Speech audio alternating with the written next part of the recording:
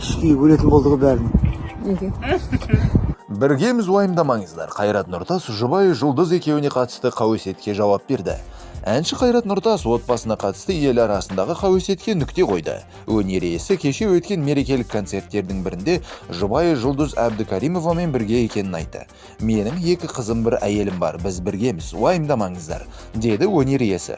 Сонымен қатар кеш барысында әнші Асыл жарым кешір мені әндерін орындады. Айта кетейік, осыған дейін ел арасында әнші Қайрат Нұртас пен әйелі Жұлдыздың қарым-қатынасына байланысты түрлі қауесет тараған болатын. Алайда өнер иелері осыған дейін бұған қатысты бірде-бір мәлімдеме жасамады. Қайрат Нұртастың әкесі қай келінін жақсы көреді? Танымал отбасы Айдарбековтер әулеті келін түсіріп, заңғар ұлдарын 2-ші мәрте үйлендіріп еді. Қайрат Нұртастың әкесі жақында «Ұйқым келмейді» бағдарламасына берген сұхбатында өзінің қатты жақсы көретін келіні жайлы жауап берді. Көп халық біле бермейтін Аян атты ұлыңыз бар. Соның әйелін ерекше жақсы көреді деген рас па?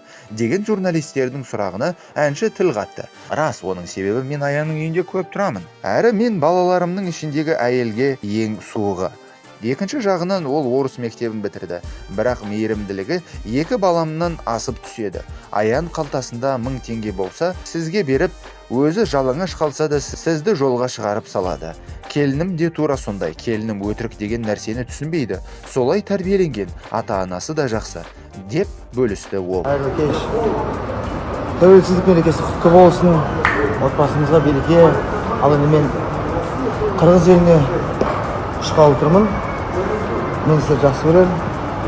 Кешке кездескенше. Рахмет. Аман болыңыздар.